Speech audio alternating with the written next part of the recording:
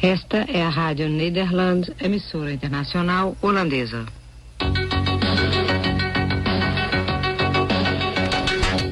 Contraponto. A sociedade hoje.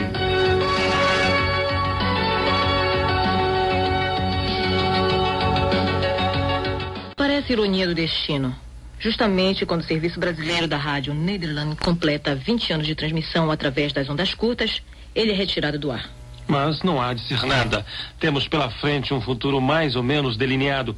A seção brasileira vai, dentro de algum tempo, que ainda não sabemos quando, passar a transmitir os seus programas para as rádios brasileiras, que se encarregarão de retransmiti-los para os ouvintes. Mas enquanto isso não acontece, vamos ter que dizer a frase fatal.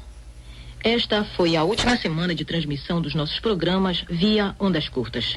A despedida tem um gosto amargo, incomoda feito sapato apertado. E a gente paga um saco de ouro para evitar que a despedida aconteça. Mas ela chegou. Este é o nosso último contraponto.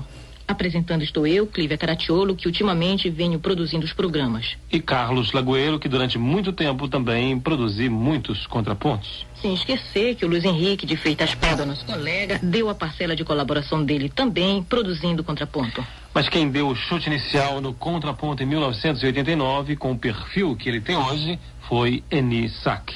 No momento, ela está de licença maternidade e não pôde estar presente hoje para este último programa. Nós trazemos então para registrar a si mesma a presença dela enquanto produtora titular do Contraponto, um pequeno trecho de um programa em que ela entrevista Clívia Caracciolo em abril de 1991.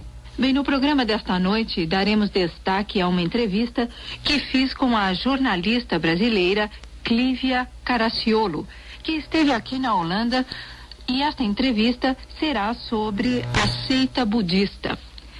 Clívia falou mais especificamente a respeito da seita budista que ela segue há 2 anos, a Nichiren Shoshu, que atualmente conta com 200 mil adeptos no Brasil. E no nosso programa dedicado a temas sociais da atualidade, nós tivemos oportunidade de trazer e discutir assuntos urgentes, palpitantes, angustiantes, curiosos, cômicos, ridículos e reais. Nós circulamos de norte a sul, de leste a oeste do planeta e desvendamos muitos segredos que, devido a um ou outro problema, não chegaram quando deveriam até ao alcance do público. Através do contraponto, foi revelado o grau de violência a que estão expostas as crianças no país do primeiro mundo, no caso a Alemanha, incluindo-se as crianças abusadas sexualmente.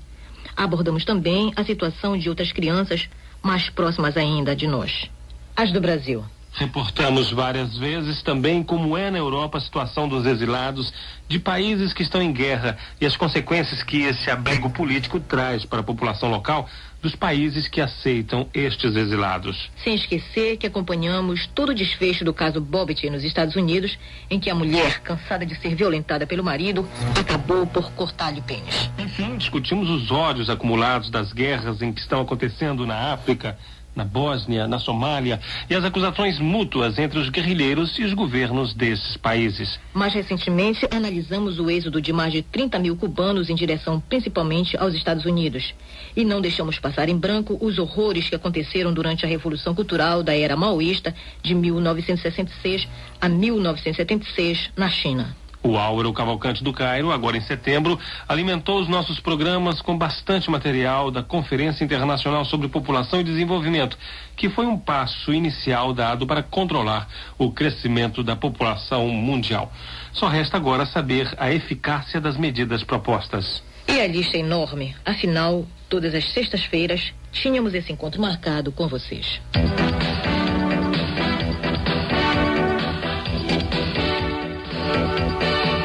Antes de termos esse nome contraponto, a saudosa Julinha Correia era quem produzia um programa com uma estrutura parecida, o Vida Moderna. Mas, Clívia, já que falamos em Julinha Correia, vamos abrir espaço para lembrar de alguns dos nossos mais frequentes colaboradores e de pessoas que passaram por aqui e ajudaram a trazer boa qualidade à nossa programação. Boa, Lagoeiro. Vamos começar então pela Julinha, uma das pioneiras aqui no Serviço Brasileiro. Ela, com o José Leal e o Walter Alves, formaram o primeiro time da seleção brasileira. Depois, o trio J, formado por Jolinho, Jacó Bronstein e José Leal, seguraram as rédeas da programação por uns bons anos. José Leal era pianista e produziu principalmente o Vitrine das Artes, um programa mantido na nossa programação até hoje e que passou a ser produzido mais tarde pelo João Bosco Feres. O Leal esteve com a gente até novembro de 92, quando se despediu dessa vida. Mas eis que chega 78 e com a introdução do satélite foi possível começar a se transmitir por 1 hora de Bonaire para o Brasil. Foi o grande salto do serviço brasileiro. Nessa mesma época, o Álvaro Cavalcante foi introduzido na equipe vindo da Rádio Suécia. 3 anos mais tarde, é a vez do Tarcísio Lage, com larga experiência no jornalismo brasileiro, na Rádio Suíça e na BBC de Londres, ser pescado de São Paulo para Hilversum. Em 87, a Julinha Correia acabou voltando para o Brasil, mas deixou uma legião de fãs que até hoje citam o seu nome nas cartas e a agradecem pelos bons momentos que ela os proporcionou. A ouvinte Zaida Maria Schneider, do Rio Grande do Sul, é uma delas. Mas de lá para cá, passaram por aqui muitos outros colaboradores, como o Ariano Farias, que até hoje acompanha aí no Brasil a nossa programação. Passaram também o Paulo Medeiros, a Ana Cristina Palavistic, o Rui Martins, que depois debandou para a Suíça e virou o nosso correspondente de todas as causas. Um colaborador que nos telefonou recentemente foi o Roberto Lendenstein, do Rio de Janeiro, colocando-se à nossa disposição para o que fosse preciso para implementar o nosso projeto de retransmissão no Brasil. Nós precisamos, sim. Nós precisamos de estar bem informados de tudo o que acontece por aí para que possamos elaborar um plano realista e voltar o mais rápido possível a transmitir para vocês e para muitos outros ouvintes. A nossa caixa postal vai continuar à sua disposição.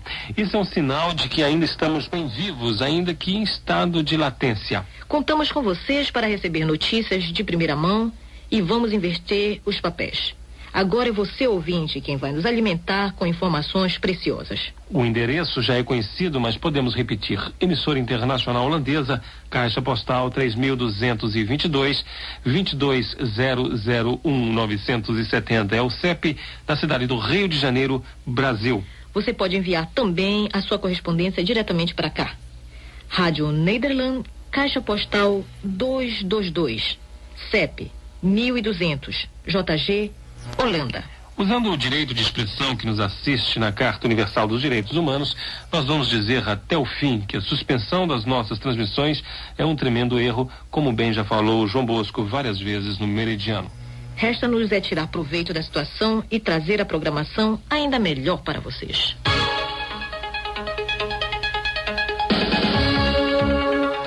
Contraponto. A sociedade hoje. É o programa que ouvem pela Rádio Nederland, a emissora internacional da Holanda. E o que mais se fala hoje nos corredores da Rádio Nederland é a palavra último ou última. O Augusto Holanda, nosso noticiarista das segundas, terças e quartas-feiras, e que já está na Rádio Nederland há mais de 19 anos, diz que esse é o último emprego dele com esse negócio de rádio. Hoje é a última emissão lida pela Eveline Lucena, também lembrada nas cartas de despedida dos ouvintes. Daqui a pouco vem aí o último repórter RN. Aliás, esse modelo de noticiário que temos hoje foi uma criação do serviço brasileiro que acabou virando padrão para toda a Rádio Nederland. E para não fazer o último programa sem nenhuma notícia fresquinha, vamos contar as 2 últimas para vocês.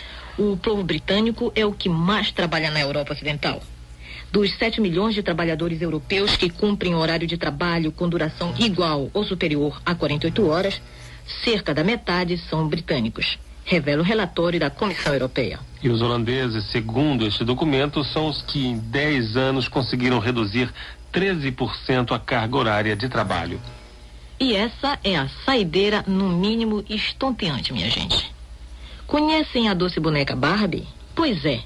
Ela é a mais nova vítima dos fundamentalistas islâmicos na sua tentativa de purificar o mundo.